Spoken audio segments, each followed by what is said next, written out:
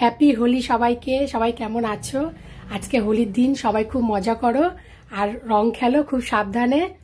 আজকে গোপালকে একটু পুজো দিয়েছি, তাই ভাবলাম তোমাদেরকে সাথে একটু শেয়ার করি। গোপালের পুজো আমি দিয়েছি, একটু মালপোয়া করেছি, ব্যাস এইটুকুই। এই হলো আমার গোপাল। আমি গোপালকে আবির পরাচ্ছি।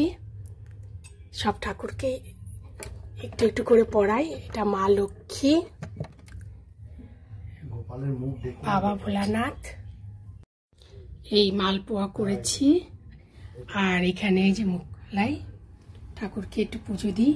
আর দুপুরবেলা খিচুড়ি হবে, বেগুন ভাজা, পাঁচ তরকারি, সব তো হবে, এগুলো ঘরে খাবো যেহেতু আজ নিরামিষ। এই হলো আমার মা সন্তোষী মা। এই শুক্রবারে আমি এই সন্তোষী মায়েরই পুজো করি বলে আমি এত কিছু মানি। সন্তোষী মাকে একটু আবির পরিয়ে দিচ্ছি। এই আজকে পুজোর দিনে খিচুড়ি রান্না করব, বেগুন ভাজা করব আর পাঁচ তরকারি করব।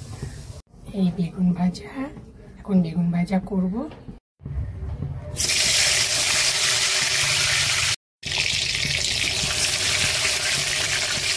বেগুন ভাজা হচ্ছে আর এই পাশে খিচুড়ি হচ্ছে, পাঁচ তরকারি হচ্ছে। অনেকে বলেছিল কি করে পাঁচ তরকারি রান্না করে। পাঁচটাকে পাঁচ ফোড়ন দিতে হয়, তার মধ্যে সবজিগুলো দিয়ে দিয়ে নুন, তারপরে হলুদ এইসব দিতে হয়। নামানোর আগে মিষ্টি দিয়ে দিতে হয়, তবে টেস্ট হয় না। পাঁচ ফোড়নটাই মেন। পাঁচ ফোড়নে গন্ধে তার পাঁচ তরকারি খেতে খুব ভালো লাগে।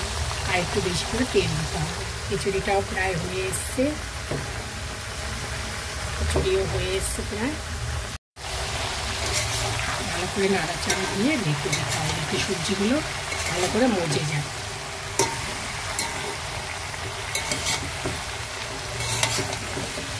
তরকারির ভিতরে সজনে ডাঁটাও দেবো, কিন্তু একটু তরকারিটা মজে গেলে লাস্টে আমি সজনে ডাঁটাটা দিয়ে দেবো। তরকারিটা মজে গেছে, এখন আমি সজনে ডাঁটাটা দিয়ে দেবো। কারণ ডাঁটাটা তাড়াতাড়ি গলে যায় সজনে ডাঁটা দিয়ে। আবার একটু নাড়াচাড়া দেবো।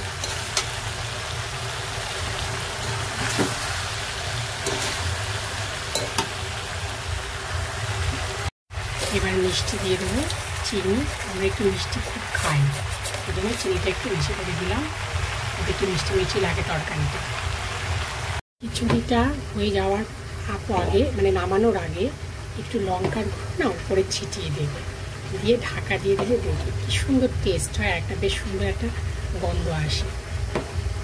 তা থাকবেন, এটা পুরো নাড়তে নাড়তে মিহি হয়ে যাবে। এই হয়ে গেল আমার খিচুড়ি রান্না। এবার ভালো করে নেড়ে দিয়েছি, এবার আমি খিচুড়িটাকে ঢেকে দেব। এই আমার তরকারি রান্না হয়ে গেল, পাঁচ তরকারি। আর এই খিচুড়ি এখানে হয়ে গেছে, যে ঢাকা দিয়ে রেখেছি।